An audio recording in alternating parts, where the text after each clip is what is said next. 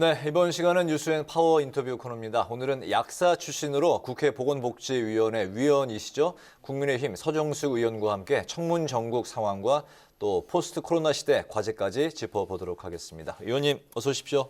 어서 오세요. 반갑습니다. 네, 요새 청문 전국 때문에 많이 네. 바쁘실 텐데 또 네, 이렇게 출연까지 그렇습니다. 해주셔서 고맙습니다. 네, 또 이런 기회 주셔서 감사합니다. 네, 오늘 그 보건복지위 그 청문회 다녀오신 거죠? 네, 네. 네네. 관련해서 이제 여쭤보겠습니다. 먼저 그 청문회 관련 이야기부터 나눠볼 텐데 오늘 그 새 정부 내각의 첫 그 후보자 낙마자가 나왔네요. 예, 김인철 교육부 장관 후보자가 이제 자진 사퇴를 했는데 그 민주당은 또 이제 정호영 보건복지부 장관 후보자에 대해서도 자진 사퇴를 지금 요구하고 있는 상황입니다. 민주당 주장 그리고 이제 오늘 그 청문회 어떻게 보셨는지 들어보겠습니다. 네, 오늘 청문회 이제 참여해서 저도 질의도 하고 민주당의 주장도 들어봤는데요. 전 좀 어느 후보를 낙마시키고 어느 후보를 승인하고 이 문제를 떠나서 우리가 장관 후보자의 청문회 자체가 좀 더 기본적으로 우리 국민들이 저는 수준이 상당히 높아졌다고 생각하거든요. 네. 그리고 특히 보건복지부 장관은 현 시점에서 상당히 정책 검증이 필요한 시점인데 너무 이제 그 주변 그 좀 어떻게 보면 인신 공격이랄까 그게 치우쳤고 그 내용들도 팩트보다는 의혹과 설에 너무 치우치는 게 좀 안타까웠습니다. 뭐 아시겠지만 뭐 자녀들 또 의과대학 그 편입 문제 뭐 이런 부분들. 네. 네. 네. 네. 그러면 이번에는 이어서 좀 방역 관련 상황을 짚어보도록 하겠습니다. 정부가 이번 주부터 실외 마스크 착용 의무를 해제를 했죠. 그런데 인수위에서는 5월 하순쯤 해제 검토를 밝혔었기 때문에 이 정부 발표가 시기상조라면서 유감의 뜻을 밝혔습니다. 약사 출신의 의원님께서는 이번 정부의 조치 어떻게 보시는지요? 네, 뭐 솔직히 말씀드리면 네. 너무 2020년 2월부터 오랜 기간 그 코로나로 인해서 온 국민이 고통을 겪었기 때문에 뭐 향후에 어떻게 전개될지를 떠나서 또 조금 자유로워지는 데 대한 환영하는 마음도 있지만 그동안 저희가 이 코로나19가 변이가 계속되면서 예측하지 못하는 또 돌발 사태가 많이 생겼기 때문에 전 뭐 그 부분에 대해서는 현 정부의 해제에도 또 그 고충을 이해하겠고요. 또 인수위의 신중함에도 또한 그런 생각을 할 수 있다는 그런 생각입니다. 네, 네, 네, 알겠습니다. 네, 네. 그 의원님께서 이제 윤석열 그 캠프 당시 보건의료 참모를 이제 지내셨는데요. 이제 코로나19로 인해서 이제 그 후유증을 호소하는 이제 환자가 많고 또 감염병 2급 지정으로 인해서 여러 가지 또 혼란이 예상이 되기도 하는 그런 상황인데요. 앞으로 이제 새 정부의 의료 방역 대책 어떤 방향으로 가야 된다고 생각하십니까? 새 정부의 의료 방역 정책은 지난 우리가 벌써 20년 2월부터 올 4월이니까 2년이 넘었지 않습니까? 3년 네. 차인데 정부가 상당히 좀 비과학적이고 비합리적인 면이 많았습니다. 뭐 노력은 했겠죠. 그러나 좀 의료 전문가들의 얘기도 초기에 듣지 않아서 저희가 또 중국으로부터 그런 유입도 빨리 막지 못했고 마스크 대란도 겪었고 또 여러 고비마다 조금 확진자 수가 줄어들면 그 추이를 과학적으로 유추하지 못하고 빨리 풀어버려 갖고 도로 또 이것이 확산되는 이런 고통의 기간들을 겪었기 때문에 좀 향후는 정말 전문가들을 대거 좀 영입해서 과학적으로 합리적으로 가야 된다는 생각입니다. 네네. 얼마 전에 그 의료계 행사에 이제 그 참여하셨었죠. 그 네네. 거기에서 이제 그 필수 의료 또 지역별 의료 불균형 또 원격 의료 같은 이제 현안에 대해서 앞으로 의료계와 소통을 강화해 나가겠다 이런 이렇게 입장을 밝히셨는데 네. 구체적으로 이제 좀 어떤 입장으로 하실 네, 건가요? 저희가 팬데믹 코로나를 겪으면서 필수 의료의 필요성을 그 어느 때보다 절실 느꼈습니다. 때로는 시설이 있음에도 불구하고 보건의료 인력의 부족으로 생명을 잃는 안타까운 일도 있었고, 또 어떤 그 지역의 민간 시설들도 이러한 그 감염병 사태를 예측해서 그 공공의료 수가를 책정을 해놓으면 그런 사태가 왔을 때 예를 들면 응급실이라든지 음압병실이라든지 이런데 그런 것이 적용이 되면 중환자실 수용성이 훨씬 높아지거든요.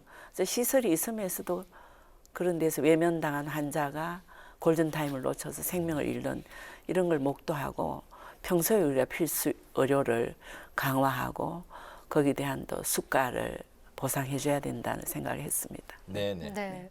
그리고 또 중요한 논의 중에 하나가 간호법 제정안이에요. 최근 검소완박 필리버스터 와중에도 보건복지위가 이 간호법 제정안을 논의를 했는데 결국 결론을 못 냈습니다. 간호법 제정안, 이 간혹의 오랜 수건인데 현재 어디까지 얼마만큼 논의가 됐는지도 궁금하고요. 또 제정 필요성에 대해서는 어느 정도 논의가 된 것 같은데 왜 아직 결론이 안 나는 건지 궁금합니다.